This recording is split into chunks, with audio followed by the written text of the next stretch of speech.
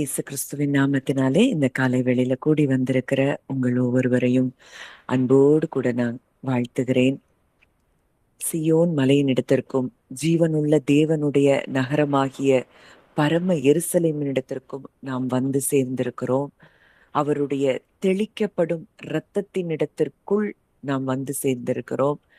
1000 தூதர்களிடத்திற்கும் பூரணராக்கப்பட்ட நீதிமான்களின் ஆவிகளிடத்திற்கும் இயேசுவினிடத்திற்கும் நம்ம வந்து சேர்ந்திருக்கிறோமாம்.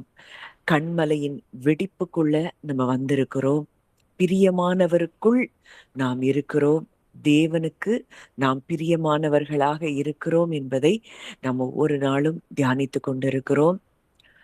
நம்ம வசனங்கள்ல பார்க்கிறோம், தேவனை ஒருவனும் ஒரு காலம் கண்டதில்லை, பிதாவின் மடியில் இருந்த ஒரே பேரான குமாரனே அவரை வெளிப்படுத்தினார்.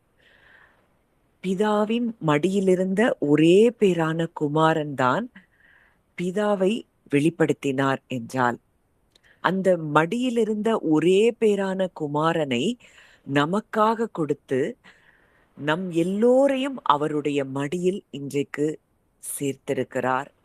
நம் சகோதரனாகிய இயேசு கிறிஸ்து. இன்னைக்கு நம்ம எல்லாருமே அவருடைய மடியில இருக்கிறோம். பிதாவின் மடியில் இருக்கக்கூடிய அவருடைய செல்ல பிள்ளைகளாய் நாம் இருக்கிறோம் என்பதுதான் நிஜம், சத்தியம், உண்மை. அத எவ்வளோத்துக்கு எவ்வளோ நம்ம உணர்றோமோ அவ்வளோத்துக்கு அவ்வளோ நம்முடைய வாழ்க்கையில சமாதானத்தை அனுபவிக்க முடியும். வாழ்க்கையில நமக்கு தேவையான அத்தனையையும் நாம் சுதந்திரித்து கொள்ள முடியும். கொஞ்சம் யோசித்து பாருங்க.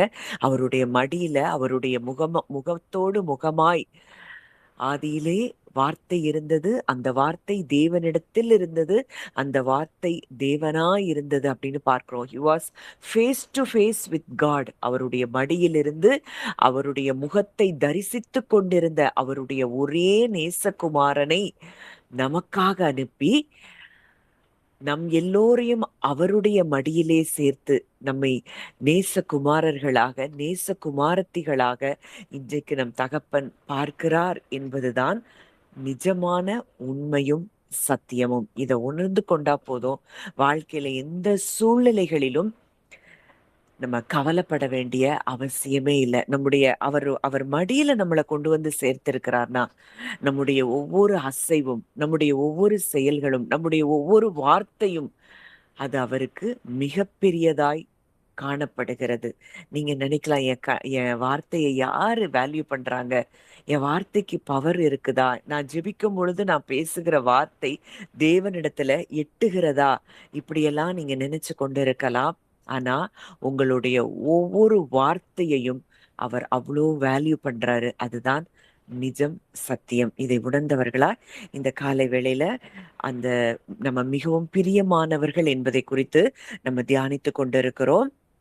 வாசிக்கலாம். 1 கொரிந்தியர் 1:26 முதல் 31. 1 கொரிந்தியர் 1:26 முதல் 31 வசனங்கள் வரை. எப்படி எனில், சகோதரரே, நீங்கள் அழைக்கப்பட்ட அழைப்பை பாருங்கள்.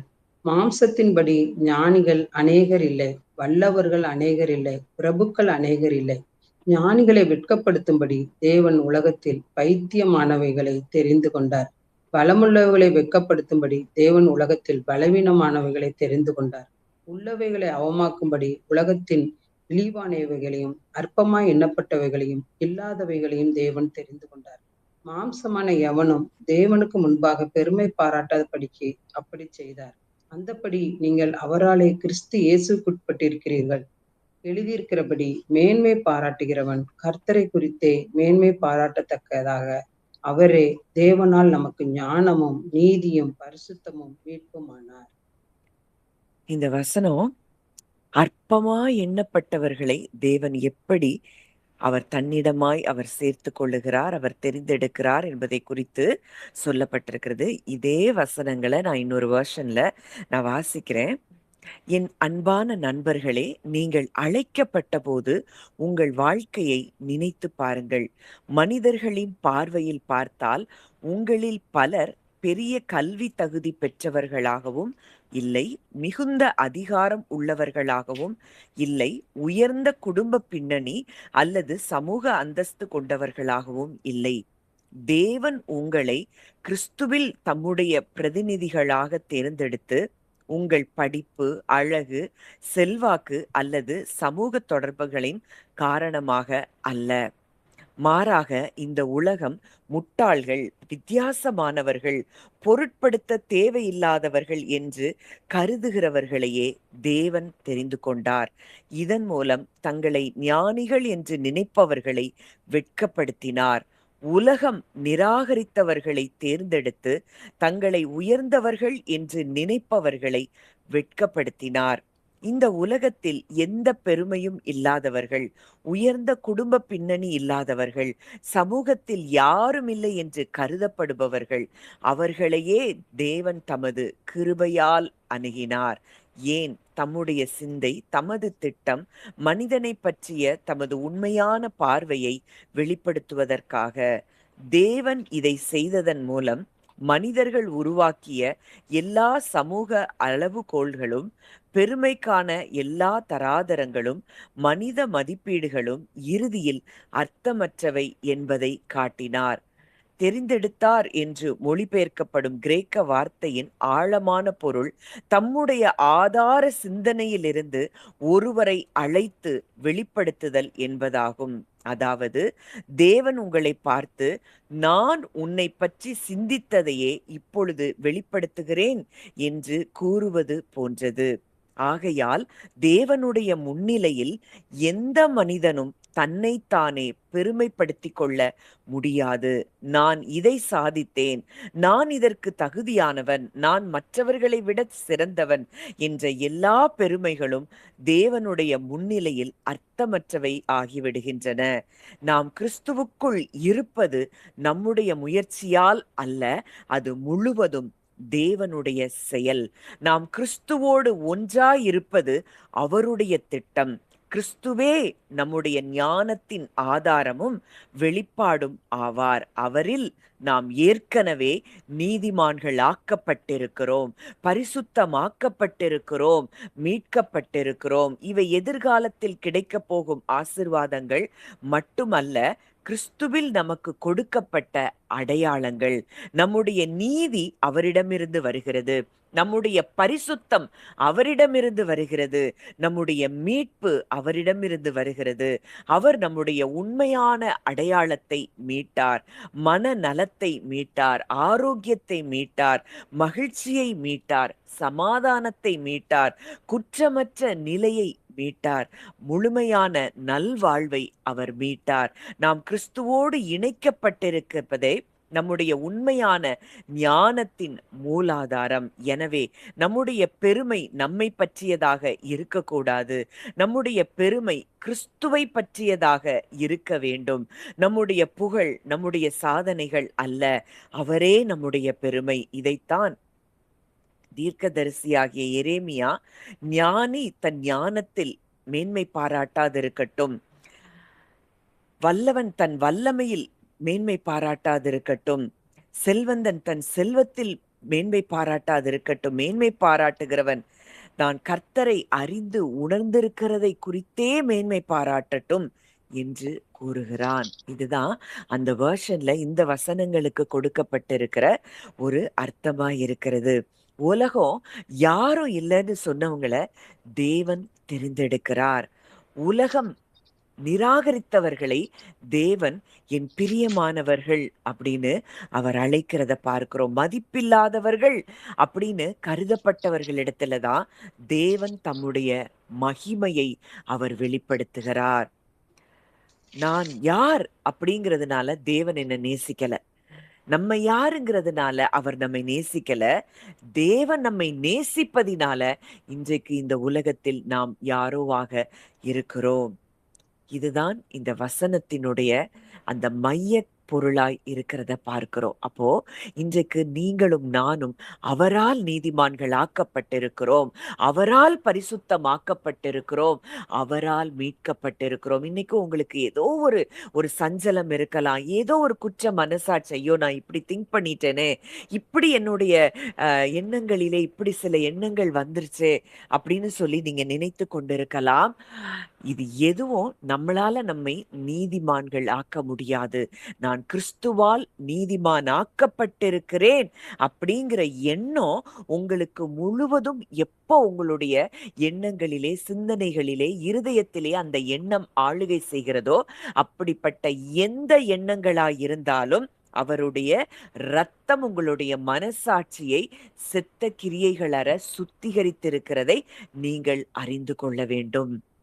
நம்முடைய மனசாட்சிய, என்னுடைய மனசாட்சிய அவருடைய இரத்தம் சுத்திகரித்திருக்கிறது. நான் அவரால் நீதிமான் ஆக்கப்பட்டிருக்கிறேன், பரிசுத்தமாக்கப்பட்டிருக்கிறேன். என்னுடைய பழைய மனுஷன், பழைய சாயல் கிறிஸ்துவுடனே கூட சிலுவையில் அறையப்பட்டு விட்டான். நான் புது சிருஷ்டியாய் இருக்கிறேன் அப்படிங்கிறத நீங்க எந்த அளவுக்கு உணர ஆரம்பிக்கிறீர்களோ அந்த அளவுக்கு நீங்கள் தேவனோடு கூட ஐக்கியத்துல வளர முடியும். இப்ப இதுக்கு உதாரணமா இந்த அற்பமா எண்ணப்பட்டவர்கள் தேவனால் தெரிந்தெடுக்கப்படுகிறார்கள், அவர்களுடைய சந்ததிகள் தெரிந்தெடுக்கப்படுகிறது என்பதை ஒரு சம்பவத்தின் மூலம் நம்ம இன்றைக்கு தியானிக்க போகிறோம். இப்போ மேன்மை பாராட்டுகிறவன் தேவனை குறித்து அறிந்து உணர்ந்திருக்கிறதே. அது என்ன தேவனை குறித்து அறிந்து உணர்ந்திருக்கிறதுனா, தேவன் யார் என்கிறத அறிகிறது மாத்திரமல்ல, தேவனுடைய பார்வையில் இப்பொழுது நாம் யாராக இருக்கிறோம் அப்படிங்கிறத அறிந்து உணர்வது, அண்டர்ஸ்டாண்டிங் ஹார்ட். இத குறித்து நம்ம பின்னாடி பார்ப்போம். ஆனா இப்போ அவரால் அற்பமா எண்ணப்பட்ட ஒரு மகளை தேவன் தன்னுடைய பார்வையில் எப்படி அவளை விலையேற பெற்றவளாக பார்த்தார் என்பதை குறித்து நம்ம இப்ப தியானிக்க போகிறோம். வாசிக்கலாம். ஆதியாகமம் 29ஆம் அதிகாரம் 31ஆம் வசனம். ஆதியாகமம் 29:31. லேயாள் அற்பமாய் எண்ணப்பட்டாள் என்று கர்த்தர் கண்டு அவள் கர்ப்பந்தரிக்கும்படி செய்தார். ராகேலோ மலடியாயிருந்தாள். அங்க அதுக்கு முந்தின வசனம் வாசிங்க. 30வது வசனம் வாசிங்க. யாக்கோபு ராகேலையும் சேர்த்தான். லேயாளை பார்க்கிலும் ராகேலை அதிகமாய் நேசித்து பின்னும் 7 வருஷம் அவனிடத்தில் சேவித்தான். லேயாளை பார்க்கிலும் ராகேலை அவன் அதிகமாய் நேசித்து. அடுத்த வசனம் பார்க்கிறோம். லேயாள் அற்பமாய் எண்ணப்பட்டாள் என்று கர்த்தர் கண்டு. அப்போ இங்க யாக்கோபு லேயாளை நேசிக்கல, அங்க இருக்கிற எல்லாருமே லேயாள் மேல ஒரு பெரிய பிரியம் வச்சிருந்தாங்களான்னு தெரியல. ஏன்னா ராகேல் அழகுள்ளவளாய் இருந்தாள். உலகம் அந்த அழக பார்த்தது. யாக்கோபு அந்த அழக பார்க்கிறான். லேயாளை குறித்து அவள் கூச்ச பார்வை உடையவளாய் இருந்தால், அவளுடைய அழகு அங்க பெருசா இல்லைன்னு சொல்லி நம்ம அங்க பார்க்கிறோம் அந்த வசனங்கள்ல. அப்போ இந்த லேயாள் இவளுடைய அழகின் நிமித்தம் இவள் அற்பமாய் எண்ணப்பட்டாள். இங்க ராகேல உலகம் பெரிதாய் பார்த்த ராகேலை அவர் பார்க்கல. யாரை பார்க்கிறாராம்? அற்பமாய் எண்ணப்பட்ட லேயாளை கர்த்தர் கண்டு. லேயாள் ஒவ்வொரு நாளும் அவள் வேதனையோடு இருந்திருப்பா. நான் போதுமானவள் இல்லையா? ஏன் என்னை யாரும் விரும்பல? என் சகோதரிய போல நான் இல்லையா? பலருடைய வாழ்க்கையில இன்றைக்கும் இதே கேள்விகள் தான். குடும்பத்துல மத்தவங்க கூட அவங்க ஒப்பிடப்படுறாங்க. கம்பேரிசன் நிறைய நடக்குது. வேலை இடத்துல யாராலையும் முடியாத இடத்துல அவங்க இருக்கிறாங்க. மற்றவங்கள போல மதிக்கப்படாத இடத்துல இருக்கிறாங்க. அப்போ லேயாளுடைய இருதயத்தில் இருந்த அந்த காயம் அது நிராகரிப்பின் காயங்களாயிருந்தது. அவள் அற்பமாய் எண்ணப்பட்டதை கர்த்தர் கண்டு. அப்போ இன்றைக்கு உங்க சூழ்நிலையில நீங்க அற்பமா எண்ணப்பட்டிருக்கிறீர்கள் என்று நீங்க நினைக்கிறீங்க அப்படின்னா உங்களை கர்த்தர் கண்டிருக்கிறார். வசனம் சொல்லுது, வாசிக்கலாம். ஏசாயா 60:15 நினைக்கிறேன். ஏசாயா 60:15.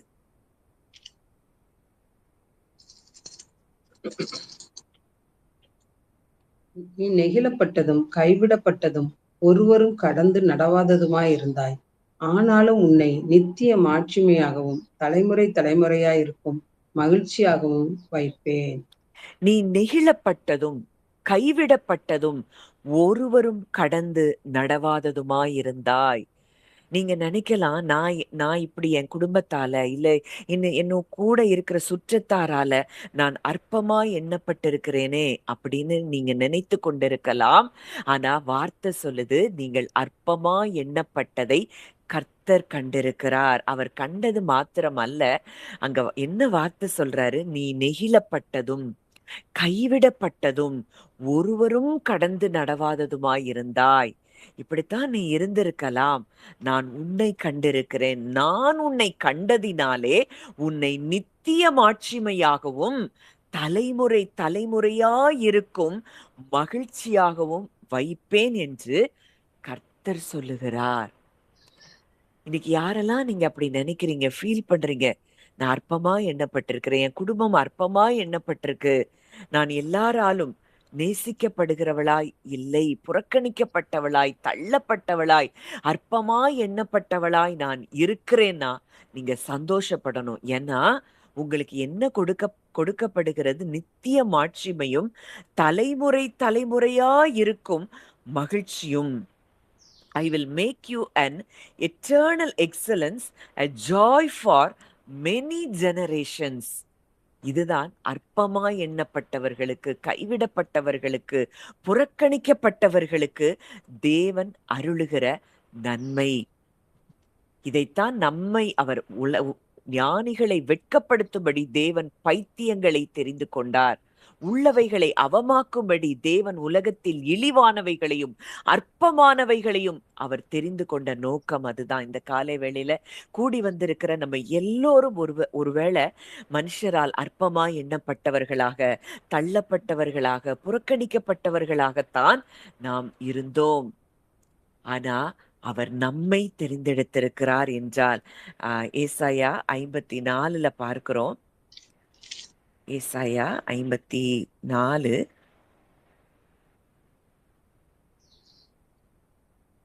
5 வாசிங்க. 5:6. உன் சிருஷ்டிகரே உன் நாயகர், சேனைகளின் கர்த்தர் என்பது அவருடைய நாமம்.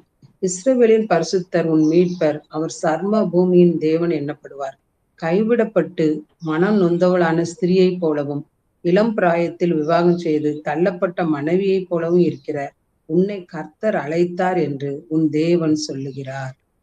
கைவிடப்பட்டு மனம் நொந்தவளான ஸ்திரியை போலவும், அப்படி ஒரு சூழ்நிலையில நீங்க இருக்கிறீங்க அப்படிங்கிறத தேவன் அறிந்திருக்கிறார். இளம் பிராயத்தில் விவாகம் செய்து தள்ளப்பட்ட மனைவியை போலவும் இருக்கிற உன்னை கர்த்தர் அழைத்தார். யார அழைக்கிறாராம்? அதனாலதான் அங்க அழைப்பை குறித்து 1 கொரிந்தியர் 1 பார்க்கிறோம். அவர் யாரை அழைத்தார்? கைவிடப்பட்டு மனம் நொந்தவளான லேயாள் அப்படித்தான் இருந்த, அவளுடைய சூழ்நிலை அப்படித்தான் இருந்தது. இளம் பிராயத்தில் விவாகம் செய்து தள்ளப்பட்ட மனைவியை போலவும் இருக்கிற உன்னை கர்த்தர் அழைத்தார். அதுக்கு முந்தின வசனம் பார்க்கிறோம். அவங்கள பார்த்து அவர் சொல்லுகிறார் வார்த்தை, உன் சிருஷ்டிகரே உன் நாயகர். Your maker, for your maker is your husband. இன்னைக்கு உலகத்தின் அன்புக்காக நம்ம ஓடி திரிந்து கொண்டிருக்கலாம். ஆனா அவர் சொல்றாரு, நானே your maker is your husband. உன் சிருஷ்டிகரே உன் நாயகர். அவர் நமக்கு நாயகராய் இருக்கும் பொழுது நம்முடைய வாழ்க்கையில எந்த குறைவும் இருக்க முடியாது. எல்லாவற்றிலும் நிறைவை அவர் நமக்கு கட்டளையிடுகிறவராய் இருக்கிறார். நம்மை நித்திய மாட்சிமையாக தலைமுறை தலைமுறையாய் இருக்கும் மகிழ்ச்சியாக நம் சிருஷ்டிகர் நம்மை வழி நடத்துகிறார். சேனைகளின் கர்த்தர் என்பது அவருடைய நாமம். இஸ்ரவேலின் பரிசுத்தர் உன் மீட்பர், அவர் சர்வ பூமியின் தேவன் எனப்படுவார். சர்வ பூமியின் தேவன் எனப்படுகிற அவர் இன்றைக்கு நமக்கு நாயகராய் இருக்கிறாராம். அதனால நீங்க தள்ளப்பட்டிருக்கிறத குறித்தோ, புறக்கணிக்கப்பட்டிருக்கிறத குறித்தோ, எதை குறித்தும் நீங்கள் கவலைப்பட வேண்டிய இடத்தில் தேவன் நம்மை வைக்கவில்லை. வேதம் சொல்லுது, கர்த்தர் கண்டார், அவள் அற்பமாய் எண்ணப்பட்டதை கர்த்தர் கண்டு. எவ்வளோ ஒரு ஆறுதலான ஒரு வார்த்தை. யாக்கோபு அவளுடைய கண்ணீரை கவனிக்கல, மற்றவங்க அவளுடைய வேதனைய புரிந்து கொள்ளல. ஆனால் தேவன் அவளை பார்த்தார். நொறுங்குண்ட இருதயம் உள்ளவர்களுக்கு கர்த்தர் சமீபமாயிருந்து நறுங்குண்டவர்களை அவர் ரட்சிக்கிறார் என்றார். நீங்க மறக்கப்பட்டதாய் உணர்ந்தாலும் தேவன் உங்களை பார்க்கிறார். நீங்க எந்த சூழ்நிலையில இருந்தாலும் அவர் உங்களை காண்கிற தேவனாய் இருக்கிறார். அவருடைய கண்கள் உங்களை விட்டு பிரியவே இல்லை. இதுதான் லேயாளுடைய வாழ்க்கையில நம்ம அறிந்து கொள்ளுகிற ஒரு காரியம். அந்த அந்த ஏசாயா ஆதியாகமம் 29ல அதுக்கு அடுத்த வசனங்கள் 32ல இருந்து வாசிங்க. ஆதியாகமம் 29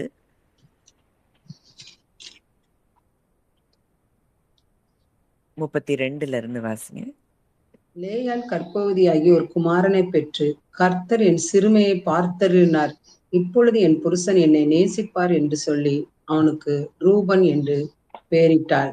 மறுபடியும் அவள் கர்ப்பவதியாகி ஒரு குமாரனை பெற்று, நான் அற்பமாய் எண்ணப்பட்டதை கர்த்தர் கேட்டருளி இவனையும் எனக்கு தந்தார் என்று சொல்லி அவனுக்கு சிமியோன் என்று பெயரிட்டாள். பின்னும் அவள் கர்ப்பவதியாகி ஒரு குமாரனை பெற்று, என் புருஷனுக்கு 3 குமாரரை பெற்றபடியினால் அவர் இப்பொழுது என்னோடு சேர்ந்திருப்பார் என்று சொல்லி அவனுக்கு லேவி என்று பெயரிட்டாள்.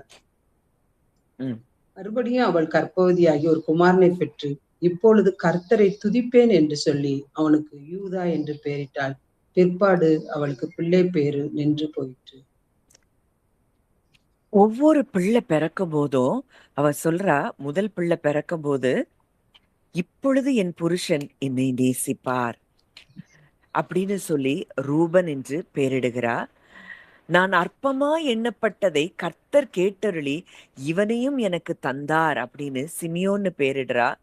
என் புருஷருக்கு 3 பிள்ளைகளை நான் பெற்றபடினால இப்போ என் கூட அவர் சேர்ந்திருப்பார் அப்படின்னு சொல்லி அவனுக்கு, அதாவது யாக்கோபினுடைய இருதயம் லேயாளுடைய இருதயத்தோட சேரல. பிள்ளைகளை பெற்றா, ஆனா அவருடைய இருதயம் லேயாள் மேல பட்சமா இருக்கவில்லை. இத லேயாள் அங்க ஒவ்வொரு பிள்ளை பெறும் பொழுதும் தன் கணவனுடைய அன்பு தன் மேல வரும்னு சொல்லி ஒவ்வொரு பிள்ளைக்கும் அதை நினைத்து பேரிடுகிறத பார்க்கிறோம். ஒவ்வொரு முறையும் அவள் யாக்கோபினுடைய அன்பை பெற முயற்சி செய்கிறத பார்க்கிறோம். இதுதான் நம்மில் பலருடைய கதையாகவும் இருக்கிறது. நம்ம மற்றவர்களுடைய பாராட்ட பெற முயற்சி பண்ணி எதையோ செஞ்சு கொண்டு இருக்கிறோம். மற்றவங்கள ரெக்கக்னிஷனை நம்ம பெற முயற்சி பண்ணுகிறோம். நம்ம மற்றவங்களால ஏற்றுக்கொள்ளப்படுவதற்காக ஒரு பெரிய போராட்டத்தை நாம் மேற்கொண்டிருக்கிறோம். ஆனால் மனிதர்களால் நிரப்ப முடியாத அந்த ஒரு எம்ப்டி ஸ்பேஸ அங்கே 4வதா அவ அந்த பிள்ளை பிறக்கும் போது அவர் சொல்றாரு, இப்பொழுது கர்த்தரை துதிப்பேன். இங்க ஒரு பெரிய மாற்றம் அவளுக்குள்ள நடக்குது. என் கணவன் என்னை நேசிப்பாரா அப்படின்னு சொல்லி அவளுக்குள்ள எழுந்த போராட்டங்கள் மாறி, இப்பொழுது நான் கர்த்தரை துதிப்பேன். மனித அங்கீகாரத்திலிருந்து தேவனுடைய அன்புக்குள்ள அவள் திரும்பினாள்.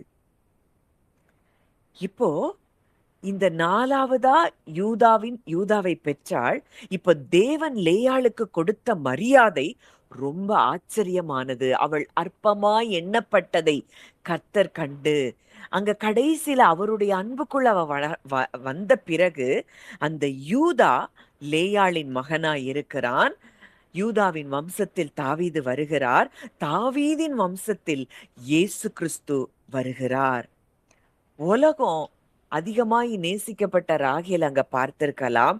ஆனால் மீட்பின் அந்த வரலாற்றுல தேவன் லேயாளுக்கு ஒரு தனித்துவமான இடத்தை அவர் கொடுத்தார். அதனாலதான் வசனம் சொல்லுது, நித்திய மாட்சிமையாகவும் தலைமுறை தலைமுறையாய் இருக்கும் மகிழ்ச்சியாகவும் வைப்பேன்.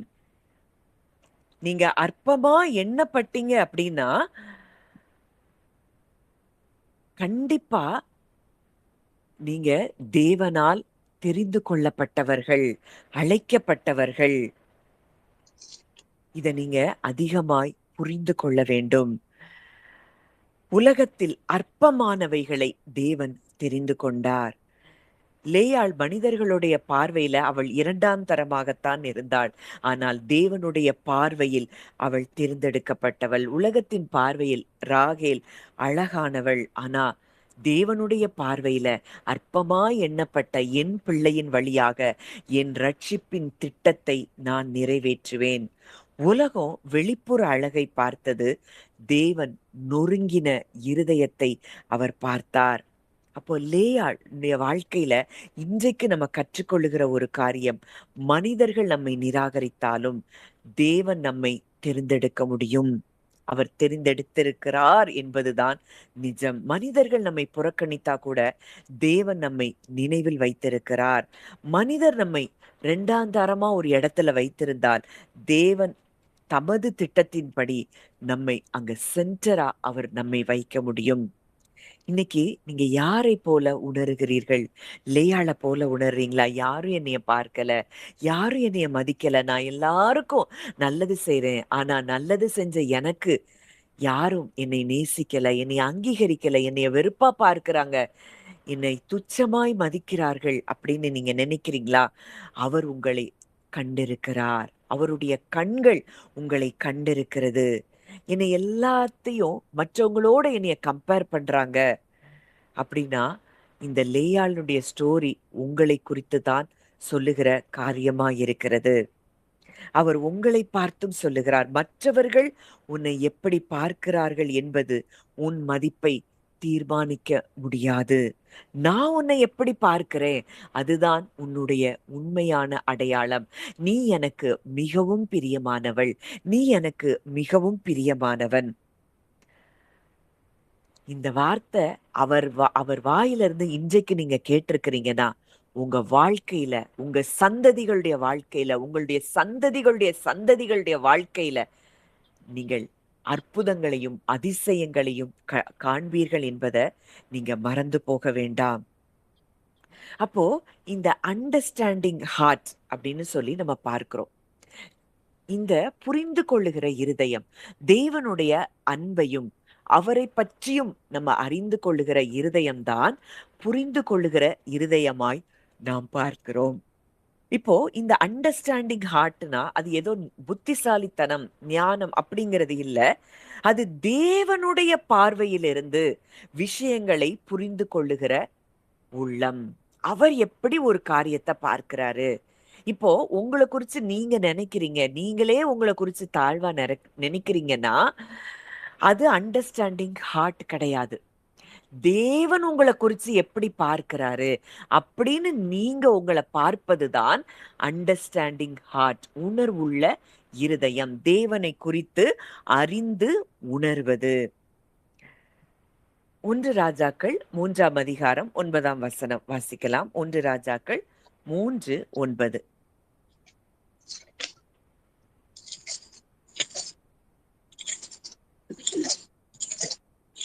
1 ராஜாக்கள் 3:9. ஆகையால் உமது ஜனங்களை நியாயம் விசாரிக்கவும் நன்மை தீமை என்னதென்று வகையேற்கவும் அடியேனுக்கு ஞானமுள்ள இருதயத்தை தந்தரலும். ஏராளமா இருக்கிற இந்த உமது ஜனங்களை நியாயம் விசாரிக்க யாராலே ஆகும் என்றான். உமது ஜனங்களை நியாயம் விசாரிக்கவும் நன்மை தீமை இன்னதென்று வகையறுக்கவும் அடியேனுக்கு ஞானமுள்ள இருதயத்தை தந்தருளும். அப்போ சாலமோன் செல்வத்தை கேட்கல, நீண்ட ஆயுச கேட்கல, அதிகாரம் எதையும் கேட்கல. அவர் புத்தியுள்ள இருதயம், அண்டர்ஸ்டாண்டிங் ஹார்ட்ட கேட்கிறாரு. அது தேவனுக்கு பிரியமாயிருந்தது. அடுத்த வசனம் வாசிங்க. அதே அதிகாரம் 10-11 வாசிங்க. சாலமோன் இந்த காரியத்தை கேட்டது ஆண்டவருடைய பார்வைக்கு உகந்த விண்ணப்பமா இருந்தது. ஆகையினால் தேவன் அவனை நோக்கி, நீ உனக்கு நீடித்த நாட்களை கேளாமலும் ஐஸ்வர்யத்தை கேளாமலும் உன் சத்துருக்களின் பிராணனை கேளாமலும் நீ இந்த காரியத்தையே கேட்டு நியாயம் விசாரிக்கிறதற்கு ஏற்ற ஞானத்தை உனக்கு வேண்டிக் கொண்டபடியினால் உன் வார்த்தையின்படியே செய்தேன். ஞானமும் உணர்வுள்ள இருதயத்தை உனக்கு தந்தேன். இதிலே உனக்கு சரியானவன் உனக்கு முன் இருந்ததும் இல்லை, உனக்கு சரியானவன் உனக்கு பின் எழும்புவதும் இல்லை. அடுத்தது என்று இதுவும் அன்றி நீ கேளாத ஐஸ்வர்யத்தையும் மகிமையும் உனக்கு தந்தேன். உன் நாட்களில் இருக்கிற ராஜாக்களில் ஒருவனும் உனக்கு சரியானவன் இருப்பதில்லை. சாலமோன் கேட்டது ஞானமுள்ள இருதயம். அங்க ஆண்டவர் சொல்றாரு, நீ உனக்கு நீடித்த ஆயுச உனக்குன்னு நீ செல்ஃபிஷா நீ எதையுமே கேட்கல, ஐஸ்வர்யத்தை கேட்கல, உன் சத்துருக்களுடைய பிராணனை கேட்கல. நீ இந்த காரியத்தையே கேட்டு நியாயம் விசாரிக்கிறதற்கு ஏற்ற ஞானத்தை உனக்கு வேண்டிக் கொண்டபடியினால் உன் வார்த்தைகளின்படி செய்தேன். மறுபடியும் நம்ம இன்னைக்கு தானியேல்ல பார்த்தோம், உன் வார்த்தைகளின்படி வந்தேன், இங்க உன் வார்த்தைகளின்படி செய்தேன்.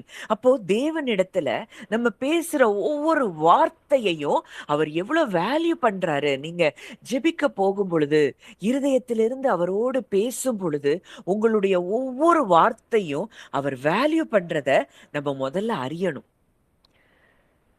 அவர் சொல்றாரு, ஞானமும் உணர்வும் உள்ள இருதயத்தை, அண்டர்ஸ்டாண்டிங் ஹார்ட், அத நான் உனக்கு என்ன செஞ்சுட்டேன், கொடுத்துட்டேன். இதிலே உனக்கு சரியானவன் உனக்கு முன் இருந்ததும் இல்லை, உனக்கு சரியானவன் உனக்கு பின் எழும்புவதும் இல்லை. அது மாத்திரம் இல்லை, இந்த உணர்வுள்ள இருதயத்தை நீ கேட்டபடியினாலே நீ கேளாத ஐஸ்வர்யம் மகிமை எல்லாத்தையும் நான் உனக்கு தந்தேன்.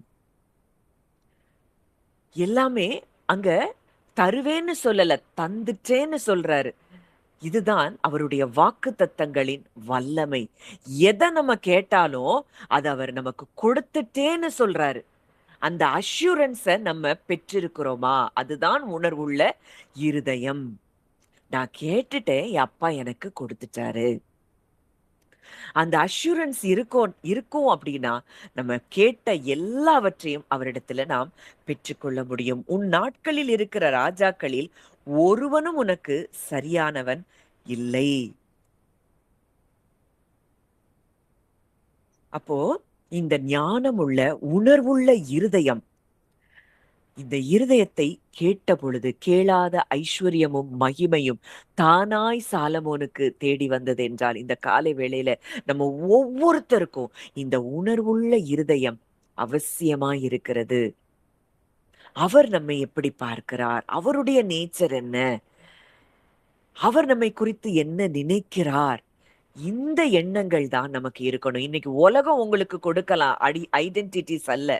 உலகம் உங்களுக்கு கொடுத்திருக்கிற, நீங்க அப்படி இருக்கிறீங்க, இப்படி இருக்கிறீங்க, இது அப்படி, இது இப்படி, நீ சரியில்லை, நீ ஒன்றுக்கும் உதவாதவள் அப்படின்னு கொடுக்கிற ஐடென்டிட்டி இல்ல. உங்களுக்கு உணர்வுள்ள இருதயம் இருக்கும் என்றால் தேவன் உங்களை எப்படி பார்க்கிறார் என்பதில் தான் உங்க இருதயம் செட்டில் ஆயிருக்கும்.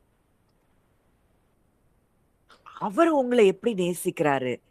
அவர் சொல்றாரு, உன் சிருஷ்டிகரே உனக்கு நாயகர், நான் உனக்கு நாயகரா இருக்கிறேன், நான் சேனைகளின் கர்த்தர், நான் சர்வ பூமியின் தேவன், நான் உன்னை அழைச்சிருக்கிறேன். அந்த ஏசாயா 54ல நம்ம அதுக்கு அடுத்து நம்ம ஏற்கனவே அதை தியானிச்சிருக்கிறோம்.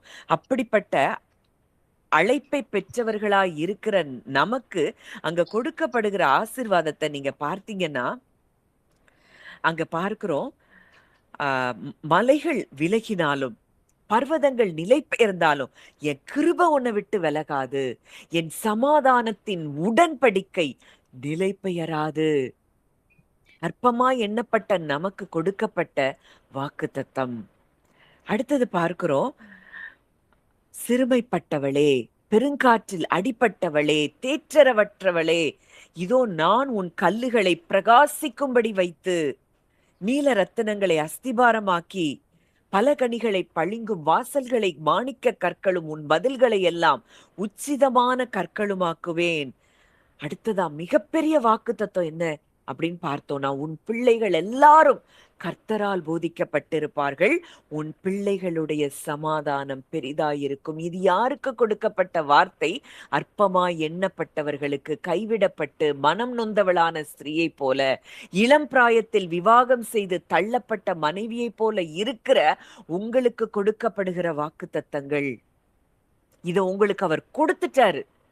எப்படி சாலமோனுக்கு அவர் கொடுத்துட்டேன்னு சொல்றாரோ, நீங்க அற்பமா எண்ணப்பட்டிருக்கிற கர்த்தர் கண்டுவிட்டார் என்பதை நீங்கள் உணர்ந்து கொள்வீங்கன்னா, இந்த வாக்குத்தத்தங்கள் எல்லாம் அது உங்களுக்கு சுதந்திரமாகிறது. நீதியினால் ஸ்திரப்பட்டிருப்பாய், கொடுமைக்கு தூரமாவாய், பயமில்லாதிருப்பாய், திகிலுக்கு தூரமாவாய், அது உன்னை அணுகுவதில்லை. உங்களை எந்த தீங்கும் அணுக முடியாத இடத்துல அவர் வைக்கிறார். உங்களுக்கு விரோதமாய் எழும்புகிற கூட்டம் இருக்கும் என்றால் அது உங்களை தேடி வரும். அவர்கள் உங்கள் பட்சத்தில் வருவார்கள். எதுவும் உங்களுக்கு எதிரான சூழ்நிலைகள் எதுவும் நடக்க போகாது. அந்த காரியங்கள் எதுவும் வாய்க்காது. இதுதான் அற்பமாய் எண்ணப்பட்டவர்களுக்கு தேவன் கொடுக்கிற ஆசீர்வாதங்கள். இத நம்ம உணர்றோமா? இந்த அண்டர்ஸ்டாண்டிங் நமக்கு இருக்குதா? உலகம் என்ன தள்ளி இருக்கலாம், ஆனால் என் தகப்பன் என்னை நேசித்துக் கொண்டே இருக்கிறார். அவரே எனக்கு நாயகராக இருக்கிறார். அவருடைய அன்பு என் மேல பரிபூரண அன்பாய் இருக்கிறது. அந்த அன்பை விட்டு எதுவும் என்னை பிரிக்க முடியாது. அப்படிங்கிற உணர்கிற இருதயத்தை நாம் பெற்றிருக்கிறோமா? இன்னைக்கு பலர் வார்த்தையை கேட்கிறோம், தேவனுடைய வார்த்தைகளை கேட்கிறோம். ஆனா எல்லாரும் அதோடைய அர்த்தத்தை உணர்வதில்லை. வாசிக்கலாம். ஏசாயா 6ஆம் அதிகாரம் 9ஆம் வசனம். ஏசாயா 6:9.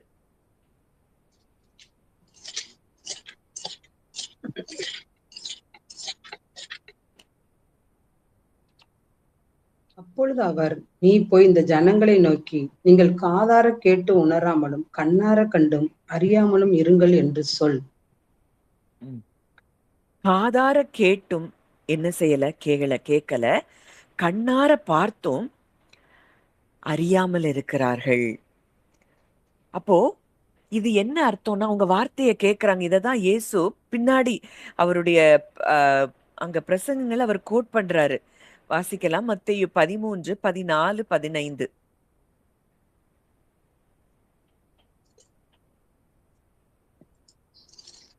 மத்தேயு 13, 14, 15. ஏசாயாவின் தீர்க்க தரிசனம். அதுதான்.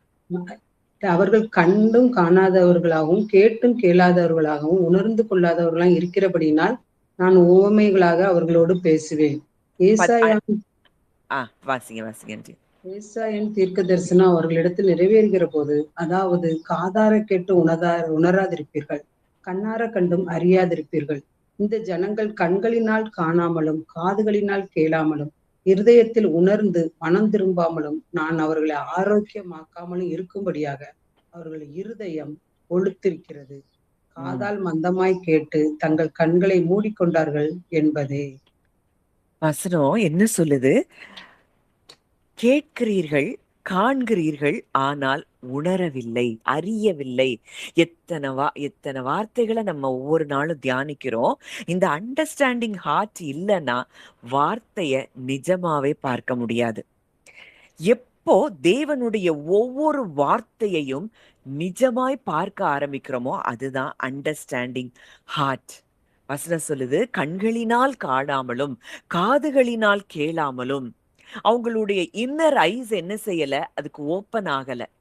தேவனுடைய வார்த்தைக்கு அந்த இயர்ஸ் ஓப்பன் ஆகல. பிசிக்கல் ஐஸ்னால கேக்குறாங்க, பாக்குறாங்க, பிசிக்கல் இயர்ஸ்ல கேக்குறாங்களே தவிர இன்னர் ஐஸ் என்ன செய்யல? ஓப்பன் ஆகல. இருதயத்தினால் உணர்ந்து மனம் திரும்பாமலும். ஏதோ கேட்டுட்டே போறோம், எத்தனையோ பிரசங்கங்களை கேட்கிற மாதிரி வார்த்தைகளை கேட்டுட்டே போறோம். ஆனால் இந்த வார்த்தைகள் நிஜமாய் இருதயம் அறிந்து உணரவில்லை என்றால் இந்த வார்த்தைகள் எல்லாம் வெறும் இன்ஃபர்மேஷனா தான் இருக்கும். அந்த வாழ்க்கைக்கு பிரயோஜனமற்றதா இருக்கும். அவர்கள் இருதயம் கொழுத்திருக்கிறது, காதால் மந்தமாய் கேட்டு தங்கள் கண்களை மூடிக்கொண்டார்கள். இதுதான் அண்டர்ஸ்டாண்டிங் ஹார்ட் இல்லைன்னா நமக்கு எப்படி இருக்கும்? எப்பவும் மனுஷரை போல சிந்திப்போம், மனுஷனை போல பயம் வரும், மனுஷனை போல கவலை வரும். இதுக்கு காரணம் என்னன்னா, அறிந்து உணர்கிற இருதயம் இல்லாதபடியினால். இன்னைக்கு நான் அந்த காலை வேளையில நம்ம பார்க்கிறோம், அற்பமா எண்ணப்பட்டவர்களை கர்த்தர் கண்டார் அப்படின்னா, உண்மையா என்னைய கர்த்தர் கண்டிருக்கிறார் அப்படின்னு உங்க இருதயத்துல ஒரு வெளிச்சம் வருதுன்னா, அந்த ஹார்ட் அண்டர்ஸ்டாண்டிங்குள்ள வந்திருக்கு. இத கேட்கறதுக்கு நல்லா இருக்கு அப்படின்னு சூழ்நிலை அடுத்து ஒரு ஒரு கம்பேரிசன் உங்களுக்கு வருது. அடுத்து மனிதர்கள் உங்கள நிராகரிக்கிற சூழ்நிலை வருதுன்னா, நீங்க கவலைக்குள்ளயும், பயத்துக்குள்ளயும் போவீங்கன்னா, அந்த வார்த்தை இன்னமும் உணர்வுள்ள இருதயத்தில் வெளிப்படவில்லை. அதனால தான் அந்த முள்ளுள்ள இடத்தில் விதைக்கப்பட்ட விதை, கற்பாறையில விதைக்கப்பட்ட விதைகள குறித்தெல்லாம் ஆண்டவர் சொல்றாரு. உலக கவலை, ஐஸ்வர்யத்தின் மயக்கம் வந்த உடனே விதைக்கப்பட்ட அந்த வசனத்தை அது நெருக்கி போடுகிறது. அதை வளர விடாமல் தடுக்கிறது. இந்த மாம்ச சிந்தை, இந்த முதல் ஆதாமுக்குள்ள நம்ம இருக்கிறோம்னா, நமக்கு எதிராய் இந்த மாம்ச எண்ணங்கள் பலத்த விதமாய் போராடி கொண்டிருக்கும். இஸ்ரவேலர்களை நம்ம பார்க்கும் பொழுது, அவங்க செங்கடல் பிளந்தத கண்ணால பார்க்குறாங்க. ஆனா, தேவனுடைய இருதயத்தை அவங்க புரிந்து கொள்ளவே இல்ல. வாசிக்கலாம். சங்கீதம் 103:7. சங்கீதம் 103:7. அவர்கள் தமது வழிகளை மோசேக்கும் தமது கிரியைகளை இஸ்ரவேல் புத்திரருக்கும் தெரியப்பண்ணினார். தமது வழிகளை மோசேக்கும் தமது கிரியைகளை இஸ்ரவேல் புத்திரருக்கும் தெரியப்பண்ணினார். அற்புதங்களை பார்க்கிறது ஒரு நிலை. ஆனா தேவனுடைய வழிகளை புரிந்து கொள்வது உயர்ந்த நிலை. இவங்க அற்புதங்களை மட்டும்தான் பார்த்தாங்க இஸ்ரவேல் மக்கள். ஆனா அவருடைய வழிகளை புரியல, அவருடைய இருதயத்தை அவர்கள் புரியவில்லை. எந்த அளவுக்கு தங்களை நேசித்திருக்கிறார்னா, அத்தனை லட்சம் ஜனங்களையும் ஒரே நாள்ல அவர் வெளியே கொண்டு வந்தார். நம்ம அடிமைத்தனத்துல இருக்கிறது நம் தேவனுக்கு பிரியமா இல்லையே. நம்ம நல்லா இருக்கணும், நம்ம சுகமா இருக்கணுங்கிறது தானே அவர் விருப்பமா இருக்கிறது. இந்த தேவன் நம்ம எப்படி கைவிடுவார் அப்படின்னு அவருடைய வழிகளை அவர்கள் அறியவில்லை. அவர் அற்புதத்தை கண்ணால பார்க்கிறாங்க. ஆனா எந்த அந்த அற்புதத்தை செய்த தேவனுடைய வழிகளை அவர்கள் பார்க்கவில்லை. அண்டர்ஸ்டாண்டிங் ஹார்ட் அப்படின்னா தேவனுடைய இருதயத்தை அறிந்து கொள்வது. மனுஷன் முகத்தை பார்க்கிறான், வசனம் சொல்லுது. தேவனோ இருதயத்தை பார்க்கிறார். தாவீத அங்க தேர்ந்தெடுக்கும் பொழுதும் அங்க சாமுவேல் ஒவ்வொரு தாவீதினுடைய சகோதரர்கள் வரும்போது, ஐயோ இவன், அவங்க தோற்றத்தை பார்த்து இவன் தானாக்கும்னு கேட்கிறாரு. ஆனா ஆண்டவர் சொல்றாரு, மனுஷன் முகத்தை பார்க்கிறான், கர்த்தராகிய நானோ இருதயத்தை பார்க்கிறேன். தாவீது குடும்பத்தால தள்ளப்பட்டவன், புறக்கணிக்கப்பட்டவன், வனாந்தரத்திலே தன்னுடைய ஆடுகளை மேய்த்து கொண்டிருந்தவன். மனிதர்களுடைய வலி, போராட்டம், சூழ்நிலைகளை யாரும் புரிந்து கொள்ளல. அவனுடைய வலியை யாரும் புரிந்து கொள்ளல. ஆனால் தேவன் அங்கே என்ன செய்கிறார்? இரக்கத்தோடு அவனை பார்த்தார். கிருபையாய் அவனை நேசித்து, கிருபையாய் அவரை வழி நடத்தி, அந்த தாவீதின் வம்சத்திலே தானும் வந்து பிறந்திருப்பார் என்றால், அற்பமா எண்ணப்பட்ட லேயாளின் வம்சத்துல யூதா பிறந்து, அந்த யூதாவின் வம்சத்துல அற்பமா எண்ணப்பட்ட தாவீது பிறந்து, அந்த அற்பமா எண்ணப்பட்ட தாவீதின் வம்சத்துல கிறிஸ்து பிறந்து உலகத்திற்கே மீட்பை அவர்கள் உண்டு பண்ணி இருக்கிறார்கள் என்றால், இன்றைக்கு நீங்க அற்பமா எண்ணப்படுறீங்கன்னா தேவன் உங்களை தெரிந்தெடுத்திருக்கிறார், உங்களை அழைத்திருக்கிறார். உங்களுக்கு அத்தனை ஆசிர்வாதங்களையும் அவர் ஏற்கனவே அவர் கொடுத்திருக்கிறார் என்பதை நீங்கள் உணர்ந்து கொள்ள வேண்டும். இப்போ இந்த புரிதல் இல்லாத இருதயம், ஏன் இது எனக்கு நடந்தது, ஏன் எல்லாரும் என்னை எப்படி நடத்துறாங்க அப்படின்னு சொல்லி கேள்வி கேட்டுக்கொண்டிருப்பாங்க. ஆனா புரிந்து கொள்ளுகிற இருதயத்தை உடையவர்கள், உணர்வுள்ள இருதயத்தை உடையவர்கள், இந்த சூழ்நிலையில தேவன் என்னோடு கூட என்ன பேசுகிறார், என்ன எனக்கு கற்றுக் கொடுக்கிறார், இப்போ யோபு முதல்ல தேவனை பற்றி நிறைய தாறுமாறா பேசுறாரு அவர் இழந்த உடனே. வாசிக்கலாம் யோபு 42:5. யோபு 42:5. என் காதினால் உம்மை குறித்து ம், கேள்விப்பட்டேன், இப்பொழுதோ ம். என் கண் உம்மை காண்கிறது. இப்பொழுதோ என் கண் உம்மை காணுகிறது. அவனுடைய மனக்கண்கள் பிரகாசம் அடைஞ்சிருச்சு. தேவன் யார் அப்படிங்கிற அறிவை யோபு பெற்றுக்கொண்டார். என் மீட்பர் உயிரோடு இருக்கிறார் அப்படிங்கிறத அவர் அறிந்து கொண்டார்.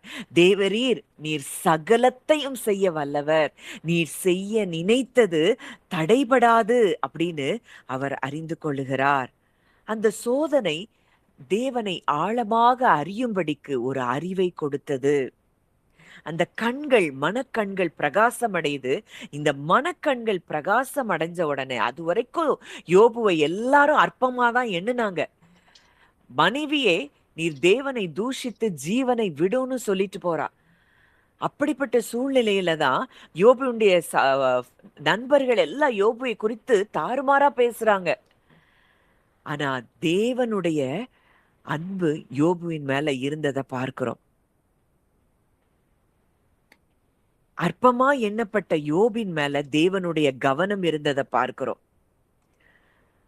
அங்க யோபின் முகத்தை பார்த்து அங்க யோபு சிநேகிதருக்காக அங்க வேண்டுதல் செய்றார். அவனுடைய சிறையிருப்பு மாறி முன் இருந்த எல்லாவற்றை பார்க்கிலும் ரெண்டத்தனையாய் கர்த்தர் அவனுக்கு கொடுத்ததை பார்க்கிறோம். எப்போ அவனுடைய மனக்கண்கள் பிரகாசம் அடைந்ததோ அவன் இழந்த எல்லாவற்றையும் 2 மடங்கு அவன் திருப்பிக் கொண்டான். இன்றைக்கு நம்முடைய மனக்கண்கள் பிரகாசிக்கப்படும் பொழுது நீங்க இழந்ததும் உங்களை தேடி வரும். நீங்கள் நெகிழப்பட்டதும் கைவிடப்பட்டதும் ஒருவரும் கடந்து நடவாத பாதையாய் இருக்கலாம்.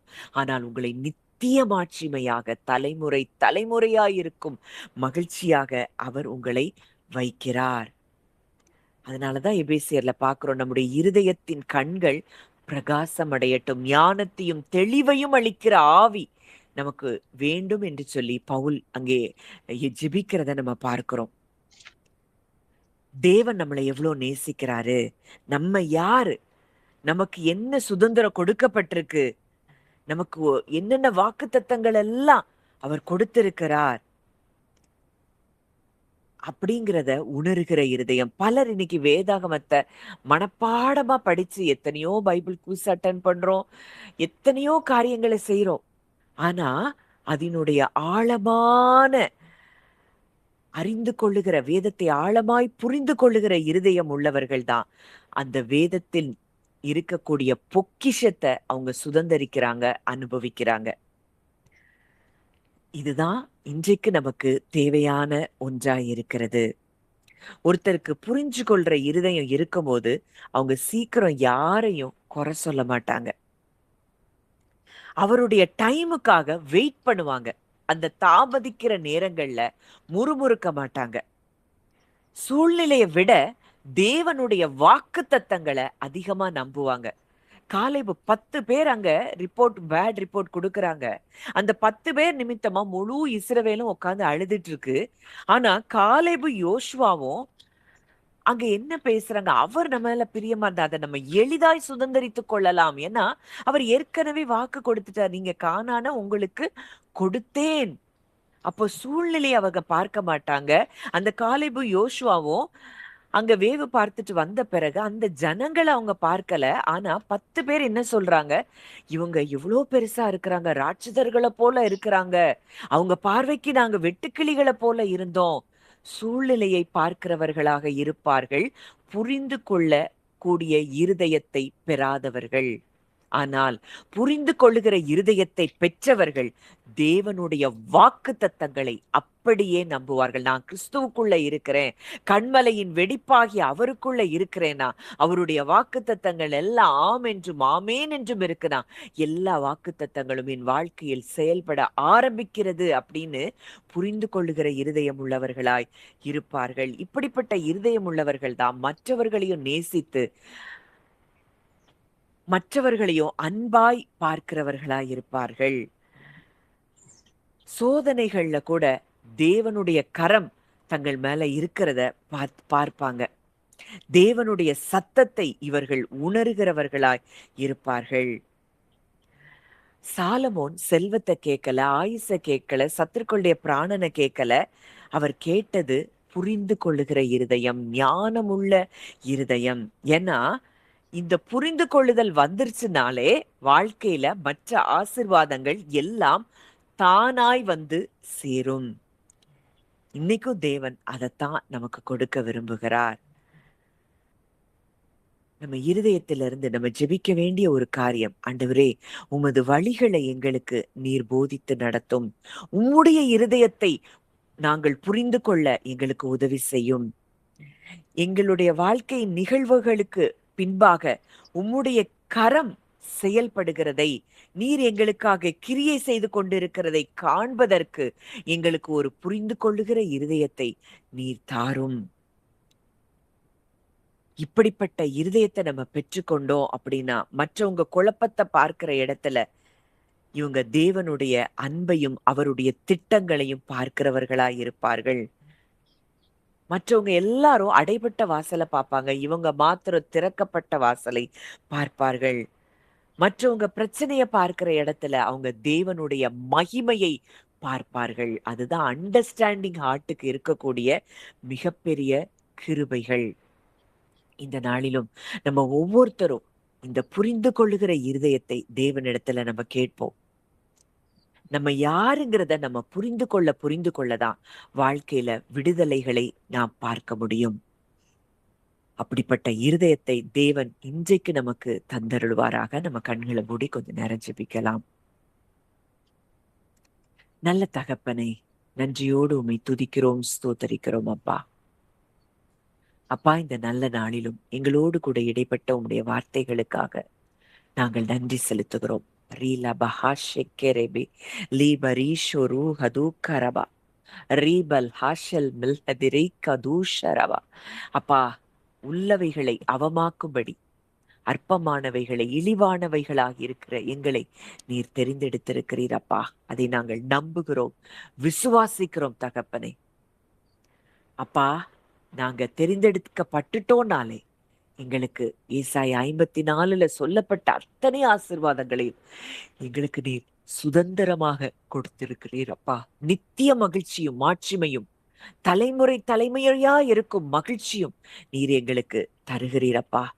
உங்களை இன்னும் நாங்க ஆழமாய் புரிந்து கொள்ள தகப்பன் எங்களுக்கு கிருபை தாங்க. புரிந்து கொள்ளுகிற இருதயம், உணர்வுள்ள ஒரு இருதயம் எங்களுக்கு உண்டாகும்படி நாங்கள் ஜெபிக்கிறோம் அப்பா. மனிதர்களைப் போல நாங்கள் இனி ஒரு காலம் சிந்திக்க கூடாது. வானத்துக்குரியவருடைய சாயலை பெற்ற நாங்கள் வானத்துக்குரியவருடைய சாயல், அந்த புரிந்து கொள்ளுதல், அதை நாங்கள் பெற்றுக்கொள்ள எங்களுக்கு உதவி செய்யுங்க. மண்ணானவனை போல நாங்க திங்க் பண்ணக்கூடாது. மாம்ச சிந்தை அது தேவனுக்கு விரோதமாய் எதிர்த்து நிற்குமா. தேவன் செய்த செயலை நம்பவே விடாது.